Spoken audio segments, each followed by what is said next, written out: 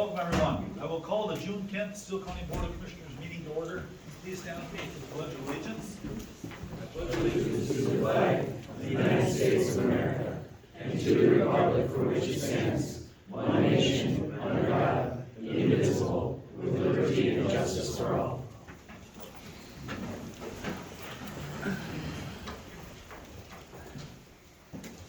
Any changes to the agenda, Renee? I have none for you. And I'd like a motion to approve the agenda as printed. So moved. Second. Motion's been made and seconded to approve the agenda as printed. All those in favor signify by saying aye. Aye. Opposed, same sign. Motion carries. Public comment. Those wishing to speak must state their name and address for the record. After they acknowledged by the board chair, each person be limited to 2 minutes to make his or her remarks. Speakers will address all comments to the board as a whole and not one individual commissioner. The board may not take action on an item presented during public comment period unless the item is already on the agenda for action. When appropriate, the board may refer inquiries and items brought up during the public comment period to the county administrator for follow-up. With that, I will open up for public comment. Colin Whalen, 2435 Briarwood Place Northeast. Today I'm here just to talk about something I just learned about today. Actually, in the last couple of days, there was an accident that showed up on Facebook that happened on West Bridge Street out here by the Caribou Coffee. And I know a lot of us that have concerns about the safety of this project have continued to voice these concerns about the East Side Corridor project and the proximity of the 29th Avenue route to our neighborhoods, and I know that that any kind of talk about safety has only been involved just as it relates to engineering a safe road, as in being flat and being properly graded and that type of thing, but nothing involving security and safety of the people that live along that route. And so I invite you to look at this, the details on this accident. I could bring it up on my phone, but you're not gonna be able to see it. But it looks like basically a Jeep Grand Cherokee had been traveling down the road eastbound and plowed up into a house and traveled about 25 foot from the roadway to the front of the house and ended up on the front steps of this house. Now, thankfully there wasn't any children playing in the front yard at that time, but it's clear based on the pictures that are out there on Facebook that the Jeep ended up firmly in the front yard, pinned up against the house on a 30-mile-an-hour road, and jumped a curb to do so. So just kind of extrapolating that into a road, more of a highway type of road, 45 to 55 mile per hour. I shudder to think of what could happen if a road leaves the roadway in that scenario and travels through a smooth grass yard, as close as 15 or 17 to 20 feet away. And this is about a 25-foot travel that this 30-mile-an-hour vehicle had. So I invite you to look at that and just implore you to take that into consideration. Thank you.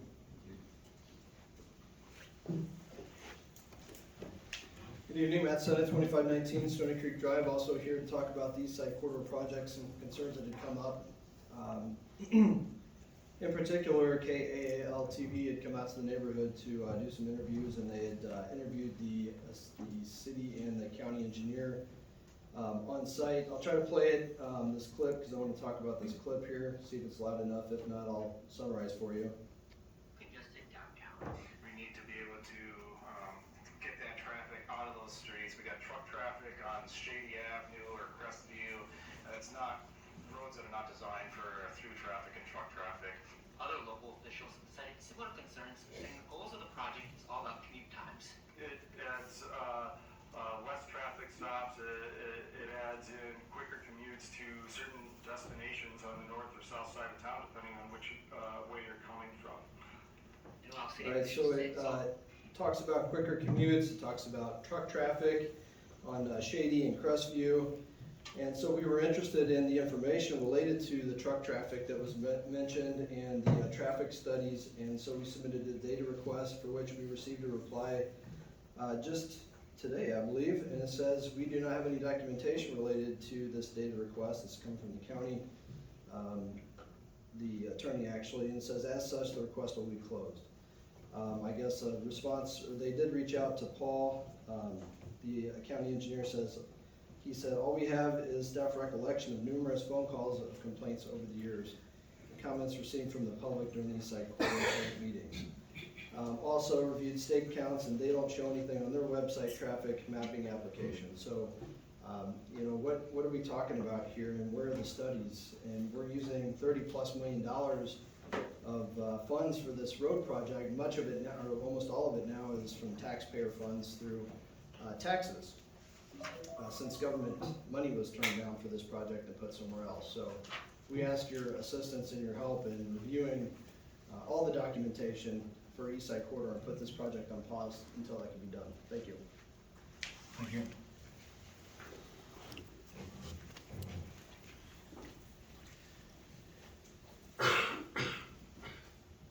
Melissa Zimmerman, 2525 Stony Creek Drive. At last week's meeting, I stood here and raised a formal complaint aloud. I followed that with a sealed written complaint submitted to each one of you on June 4th.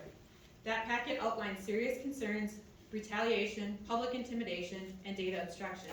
And it's important that each one of you received and reviewed it. I hope that steps are being taken, and this is a genuine turning point towards accountability. Today's agenda has an evaluation of Renee Fry's performance. Whether that evaluation is routine or complaint-driven, I hope it reflects the seriousness of the concerns that have been brought forward. But if this ends with a quiet resignation and a taxpayer-funded severance, that's not accountability. We're not gonna go after individuals. That's enough. Thank you.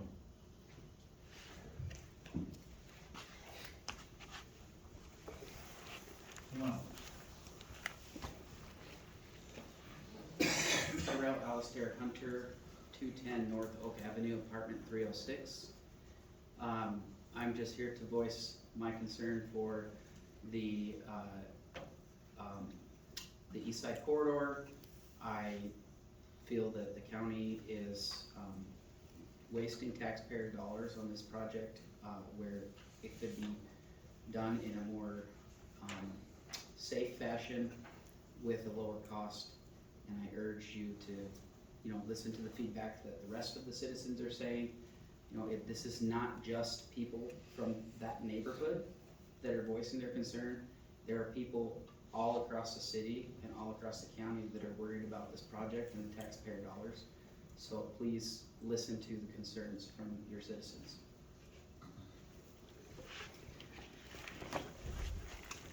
Any other public comment?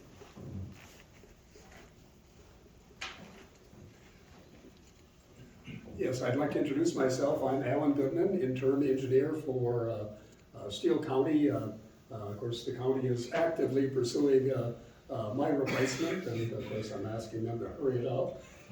But the bottom line is that I've introduced to some of their projects, and first I'd like to speak to a different project that the county board has presented with, the Beaver Lake project, and that represents an opportunity to enhance a unique park-like feature, provide for safety where you got tremendous amount of people crossing a road to get to public access, just a horrible nuisance as far as getting our boats to the water, and the county board is confronted with the fact that they're dealing with individuals, like the group of people here, and after making fair offers for their property, it comes to the point where you have to consider eminent domain. They have to acquire the property through force of law. Now, there's enough public good in that project to demonstrate the need for that eminent domain, and so it'll go forward. Now, I've been introduced to the East Side project, and about all I know is what I've been told. And number one is the county board, after years of planning in regards to the project, have adopted a resolution in the past saying that it's going to be built. And in conjunction with that, the city council of Owatonna has taken that opportunity, and we're talking lots of dollars, and endorsed the project. So we've got two boards that are acting in unison to get the job done. They've hired a consultant, and my understanding is the consultant is looking at some mitigation issues associated with nearby property owners. I don't know any of the details, But that will come out in public hearing subsequent to this meeting. I'm not sure when it'll be scheduled. I'm really good at not sure, aren't I? But this is my, fifth day on the job. So the bottom line is, you know, the county board, the city council will hear from you at the public meeting, and but you got to acknowledge that this project is going on for a long time, and they've got the weight of history behind moving it forward. I guess the final element I've heard is that the township adjacent to the project is not at all interested in any shifts that would take township land. They obviously prefer where the project is going now. That's what I know. It's the same that you know. It's hard to digest. Probably the same as the people there on the Beaver Lake project. There's a group of cousins, and you know, they're going to have their day in court, but ultimately I would assume with the county board's approval that will go forward. Thank you. Thank you. My bad. This is our interim county engineer, and I haven't had, he's been here 5 days, I haven't had the pleasure to meet you yet, but now I have. I knew you wanted to talk, that's why I looked at you. I knew you had to say something. He just had to say something. And correct me if I'm wrong, because, you know, I guess I am the newbie on the block. 30 years of county engineering with Lake County. We had a similar circumstance in Lake County. We had a road project extending from White Lakes to Silver Bay, endorsed by the county board. Our congressman, who is feeding us money to get the job, and we're going to go right through the heart of the city of Silver Bay. And of course, one of the ladies was feeding the deer in her backyard with corn pellets, whatever, and she figured she owned that property, but it was all city property. And so initially we had proposed, you know, since it was kind of wide open spaces, a rural road design to save the county some money, even if it was in the city limits. And ultimately we met, and we all agreed that a more urbanized design would take place. You know, the bottom line is you would expect a little development on that corridor with an urban design, but as of today, I don't believe anything has happened, and this dates from 30 years ago. Okay, thank you, and we'll see more of you. Okay. Any other public comment? Sherry Whalen, 2435 Briarwood Place Northeast. So nice to meet you. Thank you. I guess just related to what you were just sharing, the history and the mound of evidence there, I urge you to look at it, because the history and the evidence shows that 29th was abandoned. It was abandoned as a viable option by county board and city board. It has been leapfrogged. Now that abandonment has been leapfrogged to bring back something that was proposed before the residents lived there, before that. In that time, 50 feet of the right-of-way was also abandoned. So I do urge you to look at all of the history that is behind this project. Thank you. Anyone else? Sue Mullenbach, 2535 Mossy Creek Drive. I'm not really prepared to speak tonight, but after hearing the interim engineer, I agree with Sherry that we have been to public meetings. I have been to every public meeting, and I have spoken at many of them over the 3 years that this has happened. We own 50 feet of that land that was abandoned. And now if you look at the project maps, the right-of-way line goes right underneath our window, right through our shrubs underneath our window. I cannot think that this is proper. And for mitigation, how are you gonna get a tree in our backyard? That's property we own. So mitigation, you're gonna put up a little tree in our backyard, 17 feet from our house. Is that proper? And I have been talking and talking and talking. It has not been heard. Why? Why is 29 the option that they're taking? Please review it. There are better options. There are cheaper options. and there are faster options that have been uncovered. Please review the data, the true data. Thank you.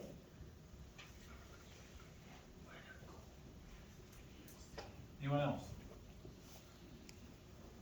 Going twice, anyone else? Public comments closed. That'll take us to correspondence. A letter from the state on demographics in your packet. And our consent agenda. Okay, for consent, but the correspondence showing the tentative numbers, they'll get a final report at the end of July. They typically don't change from their preliminary, and everything's a year behind. So as of April of 2024, we're at 37,434 residents in Steele County. Okay, thank you, Marina. Consent agenda, board's wishes. Mr. Chair, I'll move the approval of the consent agenda as printed. Second. Motion been made and seconded to approve the consent agenda as printed. Any discussion? If not, all those in favor signify by saying aye. Aye. Pose same sign, motion carries. That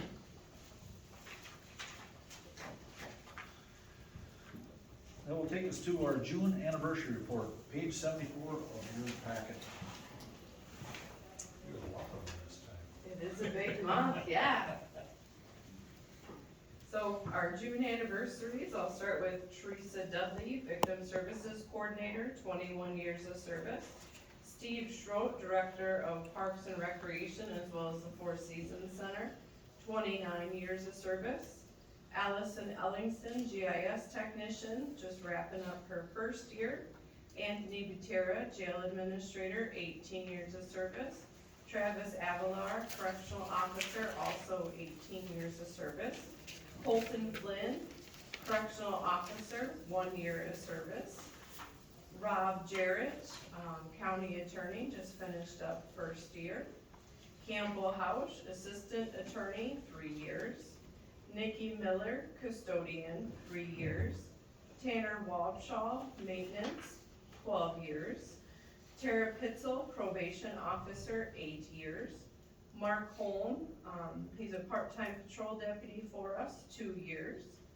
Administrator Renee Fry, 1 year. Kristen Saylor, Emergency Management Director, 4 years.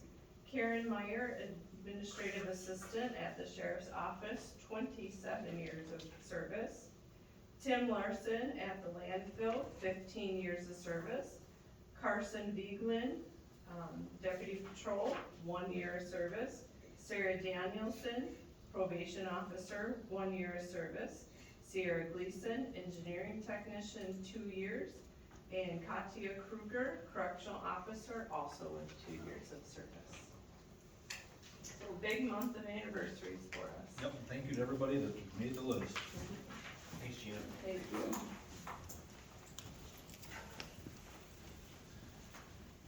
Number 15, abatement penalty for late payment on taxes request from taxpayer. Lee Holdings, page 75. Good evening, Commissioners and Chairman. So we've had, I think we brought in one last year, but we've got another one this year. As you know, May 15th was our deadline for the first payment of property taxes for the year. We have a request for abatement of a late penalty from a taxpayer request, and per the statute, I'm bringing this forward. The due date for taxes is May 15th, 2020. That should be 2025, not 2026. The board has the authority under statute 270C.86 as part of the power of commissioners to subdivision 1, power of commissioners application for abatement orders, except for matters delegated to the various boards of county commissioners under section 375.112. And except as otherwise provided by law, the commissioner shall have the power to grant such reduction or abatement of net tax. Capacities, taxes imposed by the property tax laws or special assessments, and any cost, penalties, or interest therein of the commissioner may be just and equitable, and to order refundment in whole or in part, or any taxes or special assessments and cost, penalties, or interest therein which have been erroneously or unjustly paid. It's not saying that you have to abate the taxes, it says that you have the option to abate the taxes, just so that we're clear on that point. The taxpayer is requesting an abatement of their penalty for 2 different properties. The taxpayer is stating they mailed their taxes in on May 15th, that the postmark on the envelope is May 16th. The payment arrived to the county office after the May 15th deadline. The taxpayer did go to the post office to investigate why the letter was not stamped May 15th, because it was postmarked the 16th, and the exhibit is in the packet. There's a copy of the letter from LZL Holdings, LLC, and Lee Foundation. It's the same taxpayer, but they have 2 properties. A copy of the envelope is also attached. The letter from the taxpayer. Dear Candy, I would like to thank you very much for your call yesterday regarding my concerns over part 1 of the 2025 tax penalties relating to the properties of the following address. Owned by LZL Engineering, LLC, LZL Holding, LLC, and Lee Foundation, all of which I am handling the tax liabilities. As I mentioned, we received letters from Steele County by surprise on May 31st, last Saturday, for late tax payments for part 1 of 2025, and extra penalty fees were generated. Monday morning, I went to the county office. Thank you for your explanations and options and your willingness to help. I did visit the post office this morning, inquired and talked to Rochelle Plummer, postmaster of Owatonna, regarding the situation. As I explained in the mid-morning on May, it says 1, but that's not accurate. I dropped a stamped letter with 2 checks, tax payments total of $39,383 dated May 15th. Attached copies both were deposited May 27th, 28th respectively. As Rochelle told me that all mails were transferred to their Eagan, Minnesota facility for sorting out, that day was congested. Possible is the reason for the envelope was officially postmarked stamped May 16th as seen on the copy. She was very helpful, and I mentioned your name, and she said that you can call her or even call her mobile phone. Her business card is attached. She did explain for future dated handling and options as you have suggested. Very helpful. Hope this was the last time this will happen again. This incident does not likely happen most of the time in recent years. This time on May 15th, I was still on business before engaging a new product test, so I rushed to the mail and used the drive-through mailbox at Owatonna Postal Office. As a small manufacturing business, we are struggling to strike running a sustainable business. Currently provide 20 plus full-time jobs in Owatonna. Meanwhile, our education foundation supports local school district, Riverline College, University of Mankato State, Southern Minnesota College, U of M scholarships and research lab supports.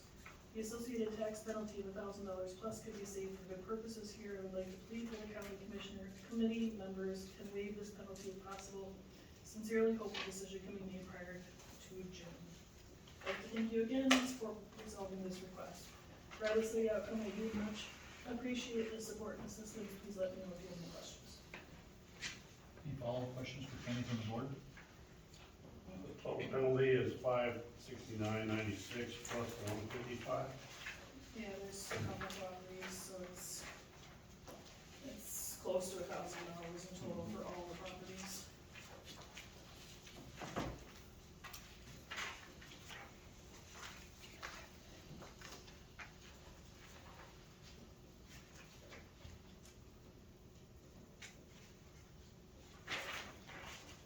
No questions for Candy? Board's wishes on the matter?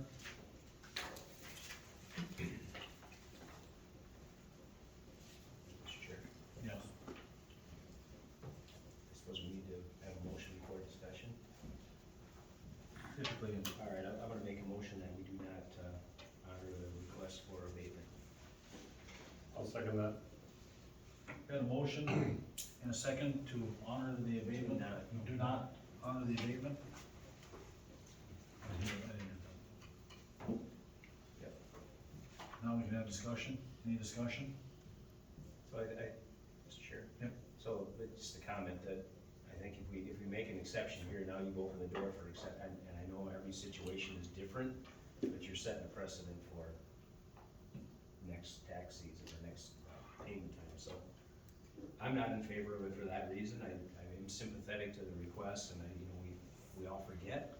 However, taxes are due on a certain date, and we all know that. So I don't think it would make sense, just for the simple fact that we're gonna set that precedent. How many different ways can you pay your taxes? So we now offer online payment through the Steele County website, so they can go to the property tax payment on the finance portion. They can click on it and they can pay it online, which is new for us now.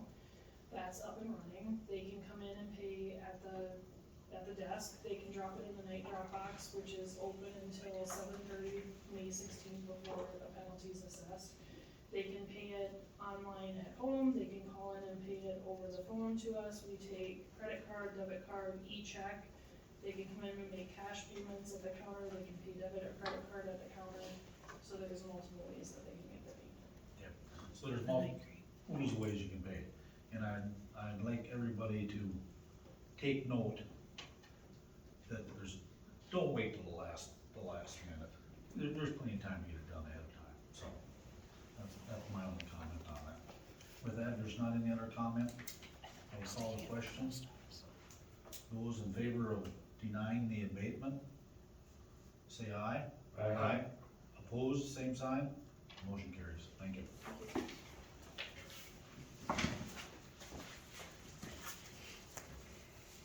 I'll take us to number 16, IUP 2025-06, Lauren Lauder.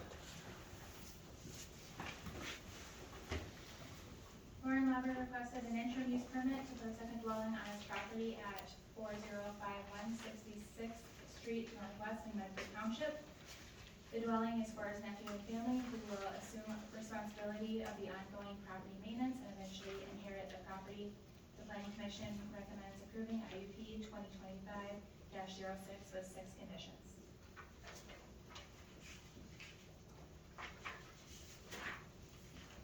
Any questions from the board?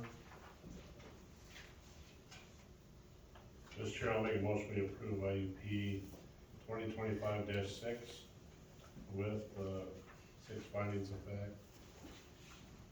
A second. Motion's been made and seconded to approve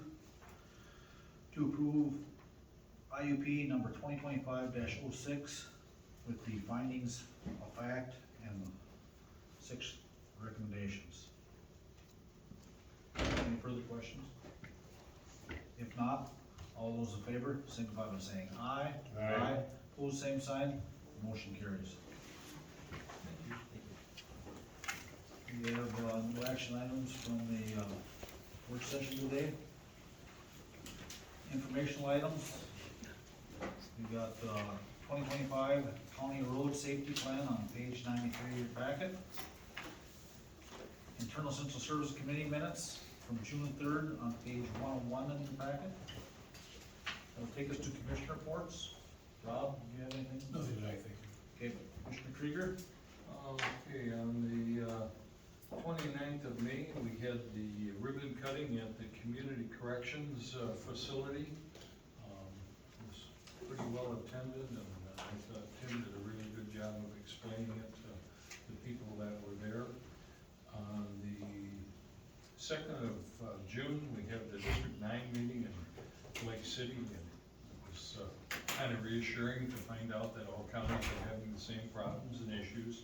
And the big topic there was the legislature wondering where they were going to end up, on the vote they took yesterday. So now we can all sit back and try and figure that one out. On the 5th, I had South Country Health Alliance Joint Powers Board meeting. On the 6th, I had South Country Health Alliance Quality meeting. On the 9th, yesterday, I had the Emergency Communications Board in Rochester, and we're waiting to find out the amount of grant dollars that will be awarded to start the school mapping project in this area. We know it won't be enough, but then we'll have to prioritize. Do we start with high schools? Which way do we go to get started on the program and all that sort of stuff. And this morning I had Public Works in a work session tonight, and I do want to call out something that I think we all received in the mail, or as an email, and it was something that came from the high school principal in Owatonna, and I'd like to read it. It said, I just wanted to reach out and thank you for your commitment to our students and efforts for increased attendance at OHS. Please take a minute to look at the incredible results below from just 1 year of partnering with students and families. The work has definitely paid off and should be celebrated. I know from students, families, and staff that this is making a difference for students and increasing success in the classroom as well. We look forward to maintaining and growing this partnership for all. Thank you, Corey Camp. And it's a comparison of 2 years of truancy at the high school. The difference is flipping amazing. It is down over 43% in 1 year. Just because our county attorney's office has stepped forward and put a program together that's working. So, thank you, Rob. Thank you. Yeah, good numbers. Yeah, it is good numbers. Go ahead, Commissioner Harvey. All right, June 2nd, I also attended the District 9 meeting. June 4th, the Rice Steele 911 Joint Powers Board meeting. And then I sat in on the Planning Commission meeting. Okay, thank you. Renee, you have anything to add? A couple of things that came out of the Region 9 meeting. There was reference to some legislation that we believe was passed, where the board will now have the ability to restrict the types of firearms to be used during deer hunting season. We will be bringing a resolution action item to the board later this summer, that if you wanted to restrict, for example, rifle hunting in Steele County, you'd have the ability to do that. We also understand that there was likely some legislative changes that now with regard to commissioners participating remotely, you no longer have to publicly announce the location from which you are participating. You would still have to be able to see and be seen, hear and be heard, but we no longer have to publish the public location from which you are participating remotely. I will double check on that. The sanctuary county issue was brought up at Region 9 because not only are we looking into it, but obviously Julie Ring, as the AMC Executive Director, is looking into it. She was on the phone to NACO and her state counterparts. We have sent letters to Finstead, Klobuchar, and Smith, all asking for their assistance. Obviously the list has been taken down, but Steele County is still on it. And I also sent an email to Department of Homeland Security using the email address that was provided to us, expressly requesting the formal notification that we never received. So we continue to monitor it, and hopefully we'll get some explanation. And frankly, if we're just off the list and only get a modicum of an explanation, that's probably okay. But I'd like to make sure that we don't find ourselves on a list that we never intended to be on. And then obviously Commissioner Krieger talked about the fact that they did offer a legislative update, which all changed, I think, in the last 24 hours. So we're patiently waiting for a report out from what happened in the last 24 hours and what the governor obviously moves on to sign. So stay tuned on that one. Thank you for that update. Commissioner Crockett. May 28th, I attended the Spiro board meeting. May 29th, I was with Commissioner Krieger at the correction facility open house. On June 9th, I had the SEMCAC board meeting, and June 10th, this morning, we had the Public Works Committee meeting, and then the work session before this one. Commissioner Glenn. I attended the Internal Central Services meeting last week. Okay. May 28th, I had attended a Spiro meeting and an extension meeting. June 2nd was planning and zoning. June 3rd was Internal Central Services. June 4th was the 911 Joint Powers Board. And today, this morning, was Children's Mental Health Collaborative. Our next meeting. Chair, before you go on, can I just add one more thing that came out of the legislature? And it was the fact that the county-based purchasing bill got passed. That's So a good thing. we've worked on that for a long time. It's been probably 10 years in the making. And we finally got it through the legislature that we now as a county can determine how MA patients can be taken care of. So we're very appreciative. Thank you for that. Next meeting notices, land use records, Thursday, June 12th at 8 a.m. in the boardroom. Public Safety and Health Committee, Tuesday, June 17th, 8 a.m. in the boardroom. Board of Appeal and Equalization, Tuesday, June 17th, 7 p.m. in the boardroom. Next county board work session, Tuesday, June 24th, 4 p.m. in the boardroom. Next county board meeting is Tuesday, June 24th at 5 p.m. Now we're going to be going into closed session per Minnesota statute 13D.05 subdivision 3 to evaluate the performance of an individual who is subject to its authority. I may try to find this there. So with that, I'd like to have a motion to go into closed session. So, second. Moved and second to go into closed session. Any discussion? If not, all those in favor, signify by saying aye. Aye.